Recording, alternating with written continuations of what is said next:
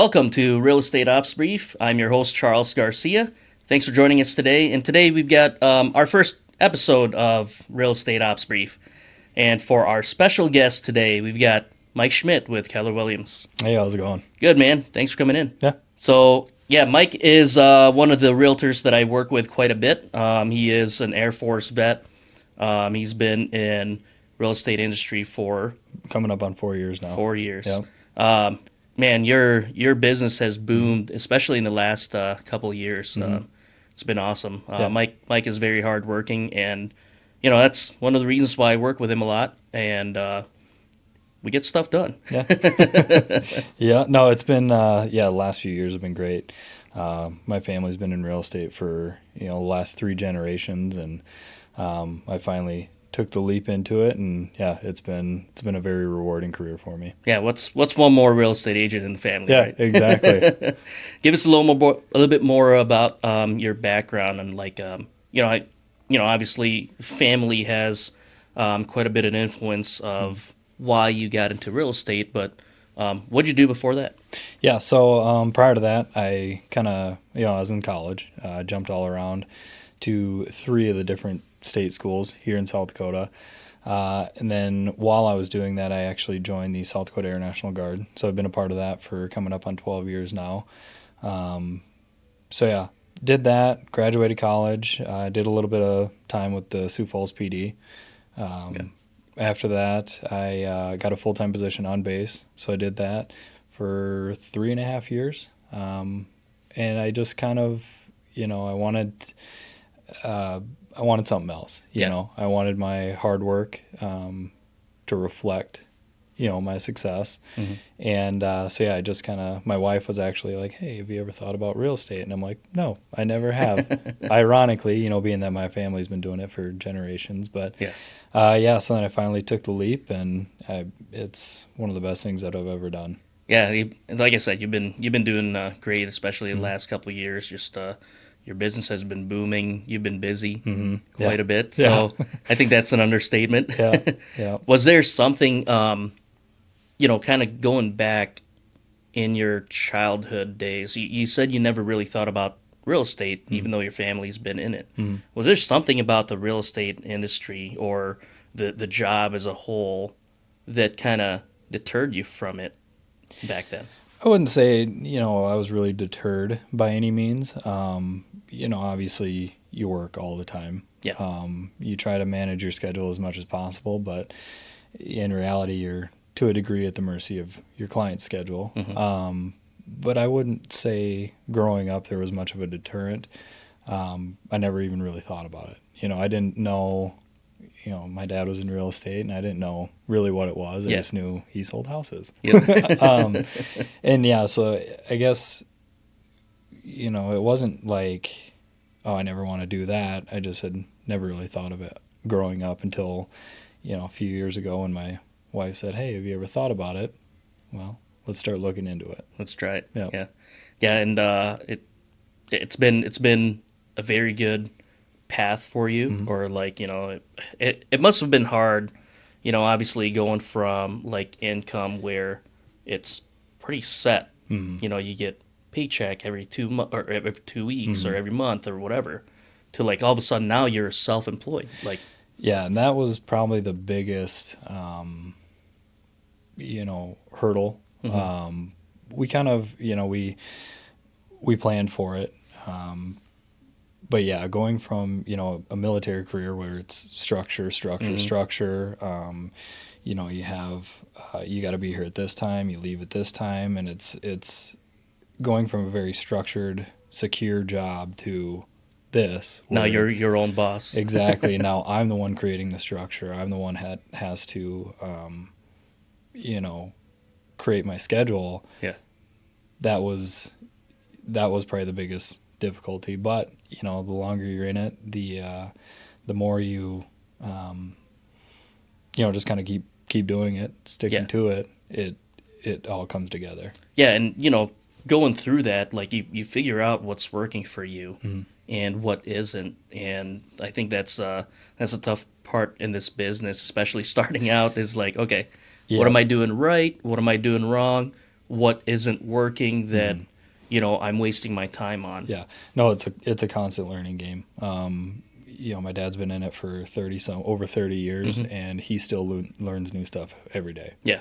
And yeah, you always kind of got to reevaluate yourself and how, like you said, what am I doing that's working? What am I doing that's not? And kind of pivot accordingly. Yeah, for sure. Now let's go back to the military. You said 12 years in the Air National Guard. Do you feel like you're on a downhill slope now? Like, do you feel like, because usually the first few years are the toughest ones because you're trying to adjust, then you have a family, and then you're, do you feel like you're almost there? Yes and no. When you look back at your military career, it's like, wow, I've done a lot. Yeah. I've been a lot of cool places. I've met a lot of awesome people. But you're still like, I got 8 years left, So, looking back at the 12 years, they flew by. Yeah. I remember when I first got in, verbatim, I can remember that day. And, that seems like it was just a couple of years ago. Yep.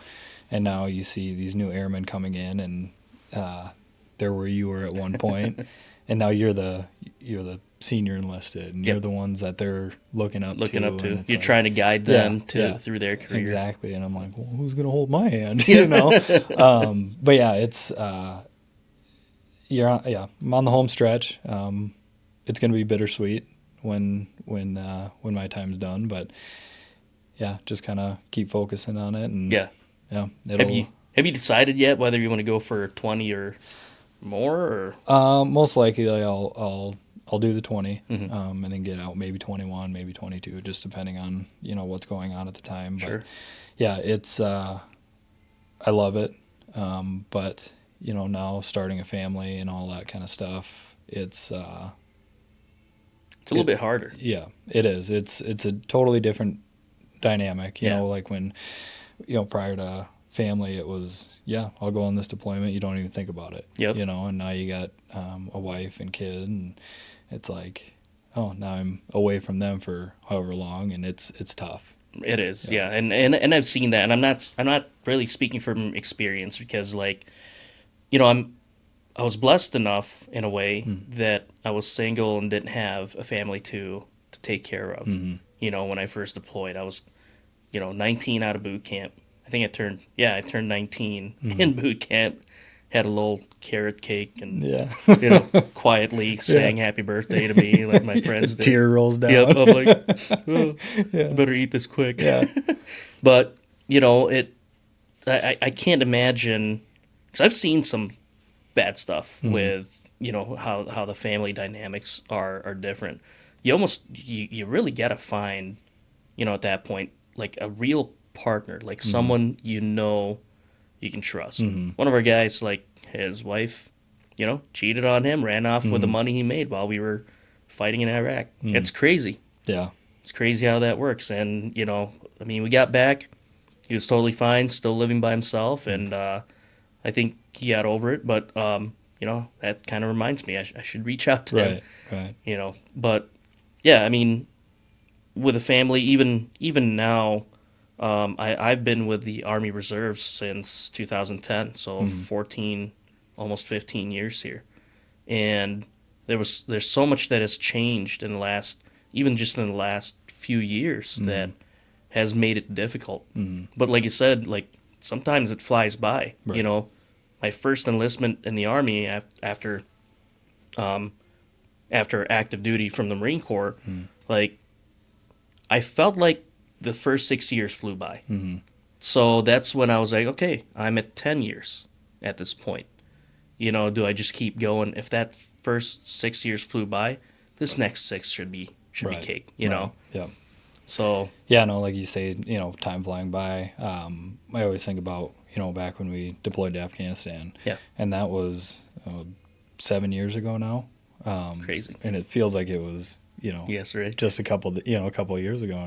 Yep. 7 years have gone by already. But while you're in Afghanistan, it feels like you've been there for 2 years. Oh, get me out of here. Like,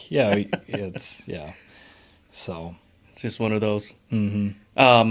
Okay, back to back to real estate here. Yep. You know, one of the things that obviously that we connect on are the veterans and helping vets. Yep. You know, me being a lender, do the VA loan. You being a realtor, you take care of their needs. And I think one of the things that we've worked very well together is just understanding what we need on our side. You know, I think we've done enough transactions and we've done enough deals together to where you kind of have a pretty good understanding of what the VA is looking for when it comes to the type of property, you know, the quality and everything like that. And you've taken a couple of classes. How would you say, like, would you say those classes like really helped you quite a bit? I mean, yeah, like I said earlier, you're learning every day. Yeah. You should strive to learn something new every day. And yeah, anytime a VA class comes up, whether it's about just, you know, the VA loan in general or more in depth, yeah, I'm going to take it. Because I've taken things from those classes that, you know, I can use to help my clients, whether it's, you know, we're walking through a house and, you know, seeing something like, oh, that's going to pop up on the appraisal, or if I'm listing a property and, you know, I know that the buyer is a veteran, I can educate my seller and say, hey, you know, this is something to keep in mind. This is how the VA loan works, all that kind of stuff. And then just where to find the resources and to have those resources readily available, and not just to help my clients, but also to help other agents and educate the other agents on the VA loan. You know, obviously you're a wealth of knowledge for that too, but those classes, you know, even when it comes to the PCS process. So a lot of people aren't familiar with that. They're not familiar with the relocation companies and all that. And we don't see that a lot here just because we don't have like a big active duty base. But it does happen. I've had a couple of transactions where they were PCSing or we were utilizing a relocation company. And I took it upon myself to become a military relocation professional before all of this. Yeah. And then it comes up in the real world and I'm like, I know how to handle this. So it's definitely beneficial taking all of those classes. Yeah. PCSing, I mean, it's already a tough move for a lot of families, you know, because you're depending on where you're moving to. Right. You know, I didn't have that opportunity, or I guess I didn't allow myself that opportunity to have to go from one base to across the country, you know. Yeah. But I can't. I hate moving, so I can't imagine. My uncle did that. Yeah. Like he was in the Navy for, gosh, I want to say like 30 years when he finally retired. But they were moving all the time, constantly. It can be a logistic nightmare, especially when you're moving across country and, you know, having to at the same time settle into a new base, settle into a new, you know, city in general, and then add on top of that moving a family. Well, you want somebody on your side who knows what they're doing and has been there, done that, and handled this before. Yeah, for sure. One of the things that impresses me about you the most and why I like working with you is you, like really your attention to detail. You know, just from showing the house to paying attention to those little things that, you know, as a customer, you're probably not thinking about. You know, because I've been I've been on both sides of transactions, obviously, and it's like while I'm on the mortgage lending side of the transaction, you know, I'm kind of giving them advice. Okay, like don't fall in love with your first house or something like that. You know, like pay attention to this, pay attention to that, because that's what the VA is looking for. But I've also been on that other side of the transaction where anything that I've told my other clients before just goes out the window. Yeah, because, you know, for home buyers, there's an emotional attachment. Yeah. And when they are going into a property, they're excited. They see all this, you know, they see the shiny things. But like you said, when it comes to attention to detail, I don't necessarily have an emotional attachment to that property. And, you know, one thing that the military teaches you is attention to detail. And so I'm always, and, you know, I've been in enough houses now that I kind of know what to look for. I've taken a number of inspection courses. I've taken, you know, like the VA courses. So I know what what to look for. And so when I go into a property, that's what I'm looking at. And sometimes you gotta break their hearts a little bit, because they're excited about the property, but then you're like, well, did you see that giant crack in the corner? Yep. Did you see there's some watermarks there? There probably was some water damage here. Did you see the termite trails going up on your foundation? Yeah. A lot of people aren't familiar with that kind of stuff. And we don't see a lot of termites up here. I've only seen it in a handful of houses, but when they're there, there's things to look for. Yep. So for sure. And we look at the VA loan, and one of the things that a lot of people in my or even in our industry think of it as a downside to the VA loan, because things like that are a little bit tougher. There are things that we would call minimum property requirements that are required by the VA about the home. Most of it is safety, structural stability, and sanitary. Right. And a lot of people in our industry are like, oh my God, that's so hard to deal with. But when you look at it, you're putting a family in a home. It's not just about closing in the home. Right. It's about like putting a veteran family into a home where they don't have to pour money into it, or making sure they're safe, sound, and stable for them. Well, and that's the thing. I mean, those are all things you want in a house anyway. Yeah. So those are all things, whether you're using a conventional FHA, VA loan, those are things I'm going to point out to you regardless and say, hey, you might not want, to buy this property, because the last thing you want to do is have buyer's remorse. Yep. Like you said, you get into a property and you're, now you got to fix the foundation. You got to do this, you got to do that. So it's good that, with the VA loan, even if I tell you, hey, this is going to be an issue, but you still want to move forward with it, the VA loan's like, this is going to be an issue. So yeah, it's like I said, the last thing you want is for your home buyer to have regret or remorse that they purchased a home that they're going to have to dump money into. Yeah, for sure. I mean, that's I can't imagine going into a house thinking it's all good until a couple months later something comes up. Yeah. And the biggest thing too that I think a lot of people in our industry don't understand either is that there are minimum property requirements, but a lot of times there are ways around it. Whether it's going back to negotiating on how to get it fixed, to doing an escrow holdback so that the fix is covered. Yep. To even getting a waiver from the VA. Yeah. As long as it's not mainly part of those 3 S's, like a lot of times they're able to waive it. Right.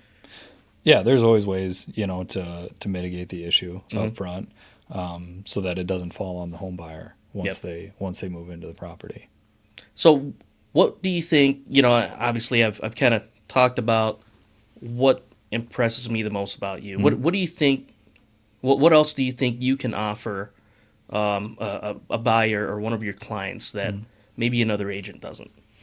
Well, I think, just my knowledge on the VA loan in general. And I'm I work with all different types of clients, but for the sake of this podcast specifically, the veterans, I've been there. I get it.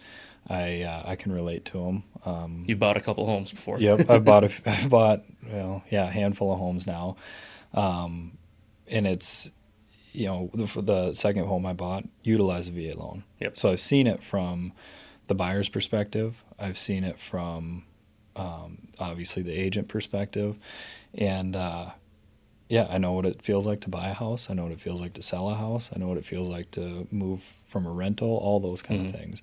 And then, like I said, I just being a veteran myself, I get it. Yeah. I understand, when it comes to disability ratings and how that can help you. I understand some of the different dynamics of, military family life and some of the struggles that they might be dealing with when it comes to, their mental health, all of that kind of stuff. Yeah. Back to the military part. So you've been in for 12 years. Like I I'm actually kind of jealous of what you do in the military. You build bombs. That's kind of cool. Yep. What would you say is like one of the coolest things you feel like you've done so far? One of the coolest things that I've done in my career, I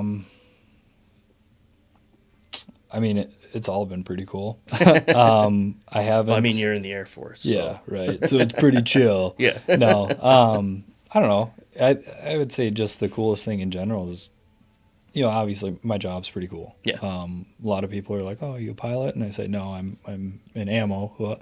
And we build bombs and missiles. And they're like, "Oh, that's cooler than being a pilot." And I'm like, "Well, teach their own." But I'm afraid of heights, so to me, it's cooler.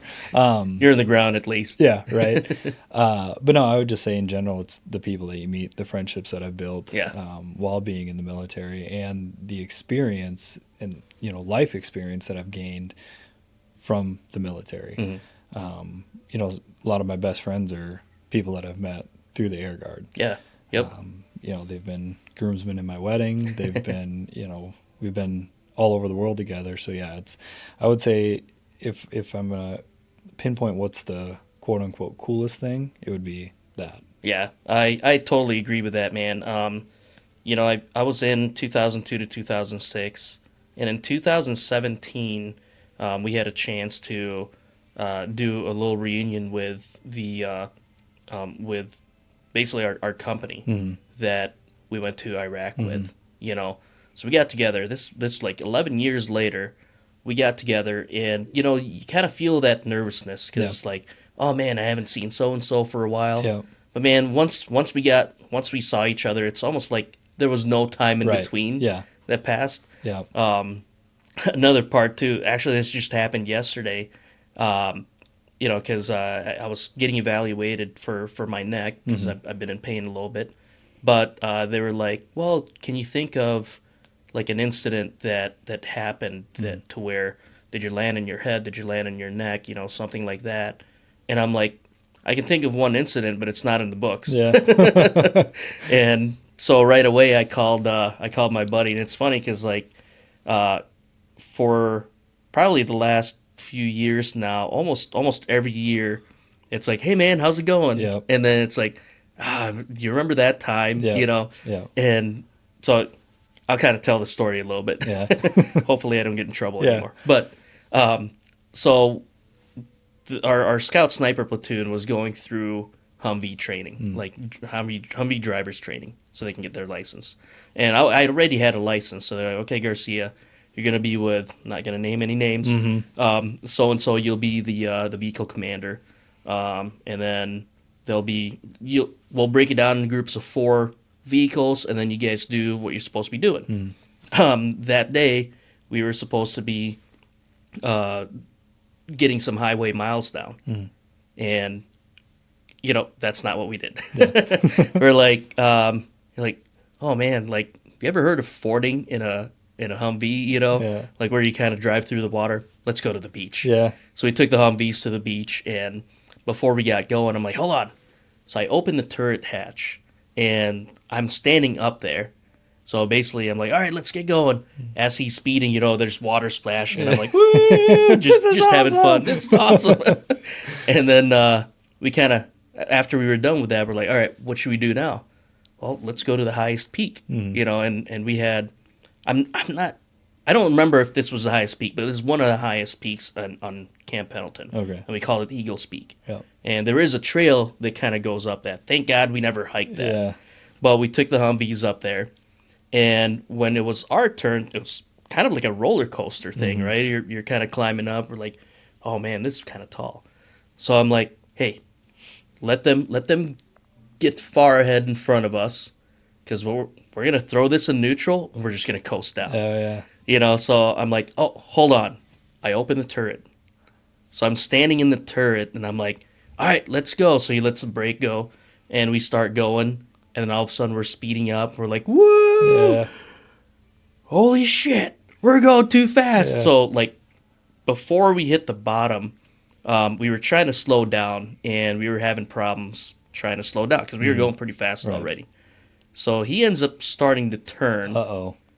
And we almost go off a cliff. Yeah. he pulls the e-brake, and all that momentum, the Humvee starts rolling on its side. Oh. And as it's coming up, I just somehow like timed it all where I got to duck down back in the turret so I didn't get cut in half. Yeah.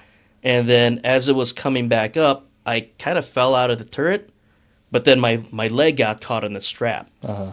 So as the vehicle was turning back over, the strap or my leg threw me up, and then I landed on my head right next to the Humvee. And when I looked over, the Humvee was kind of coming back on all fours the other way, so I had to like duck out. Yeah. Well, the other crazy part about that is anytime we checked out a Humvee at that time, we had what's called the OE gear, which is like your shovels, your axes, and things like that. Those aren't strapped anywhere. Right. So now you got to go find them. Yep. Well, the whole time they were all in the Humvee. Yeah. Thankfully, but that like axes flying through the Humvee. Yeah, that's like, safe. You know. I mean, luckily, like we didn't go off the cliff. There's so many lucky things about it. Luckily, we were both completely fine. Right. You know, but it was just like. Yeah. And then of course we had to somewhat explain it. Yeah. And the part we left out was that I was in the turret. Yeah. Right. Yeah. Like, we'll just say we rolled. We'll tell the truth. Yeah. Just not all of it. Yeah. So doctor, that's why my neck hurts. Yep. Exactly. So Yeah. Anyway, back to some other topic here. So you're part of a nonprofit organization called Warriors Never Give Up. Yep. And tell me about it. Yeah. So no, I've been on the board of directors of Warriors Never Give Up for coming up on 4 years now. 4 or 5 years. Yeesh. Like I said, time flies. Yeah. But yeah, been on that board for the last few years, and what we do is we take out combat deployed veterans, disabled veterans on hunting, fishing, outdoor adventures, all inclusive, and the whole premise behind the organization is, you know, a lot of veterans have your physical ailments, physical injuries, but the whole idea is to heal the veteran from the inside, because nobody really likes to talk about the mental injuries that we sustain. So yeah, we get all these veterans together. A lot of them have never served together, but there's always that common bond when it comes to the veteran community. And so we get them all together, and we go to these nice lodges. It's, like I said, all-inclusive. You go there. So if we're doing a pheasant hunt, you show up the night before. We kind of do a little happy hour, dinner, all that kind of stuff. And then the next day, wake up, awesome breakfast. We head out into the field and shoot pheasants all day. And then after that, again, we'll come back, have a nice dinner, and everyone just kind of hangs out. And it's really cool to see, because the whole reason I got into the organization is I went on one of those hunts. And I had no idea what it was, had no idea what the organization was. And I went on the hunt, and I was like, this is amazing. Yeah. You know, it was shortly after we got back from Afghanistan, and it was, I mean, I saw what it did for me, and, you know, you meet a lot of cool people that way. And so then I reached out to the director at the time, and I said, hey, how can I get more involved with this organization? She said, well, we actually have a board member vacancy if you'd like to apply. So I'm like, sure, why not? You know? And so I applied. They said, yep, you're cool enough to be on the board. And, you know, here I've been doing it for 4 or 5 years. Yeah. And now I get to see it from a different perspective. Yeah. I get to see these people come in that, you know, they feel like they're an outcast. They feel like they have wounds that aren't showing. Exactly. And you get to see them be a totally different person by the time they leave. Yeah. You know, we get a lot of Vietnam veterans that come into the organization, and they have a chip on their shoulder, which, you know, they weren't welcome home. The way they should have been. And that's one thing that we do is we welcome every Vietnam veteran home. Every veteran that's there, the lodge, the guides, we all welcome them home. And a lot of those guys, they love it. And they are some of our biggest advocates because of what it did for them. We do an annual banquet. And and a lot of our Vietnam veterans that have participated will ask to speak at our banquet. And it's extremely rewarding. And then some of these guys too, I text them, I call them, I still see them, at other events. Yeah. But yeah, we spent one weekend together, and now they're like my buddies. Yeah, for sure. It's I said, tell me about it, but actually I've been there. Yeah. I've been to one of the events, and it was awesome. I think really that that welcome home for the Vietnam vets. I think one of the biggest impacts for me was just that, because I look back at my military career, and by the time we were in Iraq or coming back from Iraq, like, we had the support of the American people. Right. I can't imagine coming home from a war, whether you're wounded or you lost your friend, and then you're not welcome home. Right. And people throwing shit at you. Right. Literally, and it's just, literally, and it's just, I think that's awesome, and I saw the emotion that a lot of the Vietnam vets had, while being welcomed home, and which got me emotional. Yeah, no, we had, so we did that again at our 10-year anniversary banquet, and we had about 200 some people there, and I don't think there was a dry eye in the room. Oh, man. Including me. It's a very moving gesture, and it means a lot to those veterans. Yeah, it surely does. And, for you talk about the veteran connection, and it's like you find people that you've never served with, but you have that connection, and all of a sudden you become best friends. Right. Or you know who they are, or obviously everybody has different walks of life, but that was a common bond that we share between us. Right. And I think it's an amazing program too. I've been trying to make it to another event, but just hasn't worked out. Yeah. So yeah, we do. We try to do 10 to 12 events a year. So there's ample opportunity for somebody to either, participate. Oh, so you're telling me I'm lazy? Yeah, exactly. No, participate, volunteer, any of that kind of stuff. Yeah. But we do hunting, fishing, ATV rides.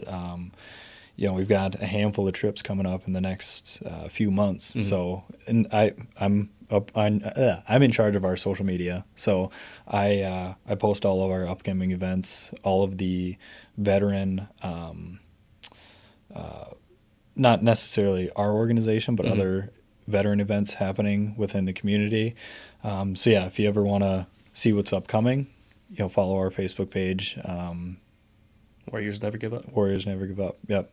Awesome. Yeah. Well, thanks for coming in, man. Yeah, you bet. As always, it's a pleasure sitting down and getting to chat with you a little bit. And thanks for joining us on our first podcast episode. Until next time, I'll see you guys.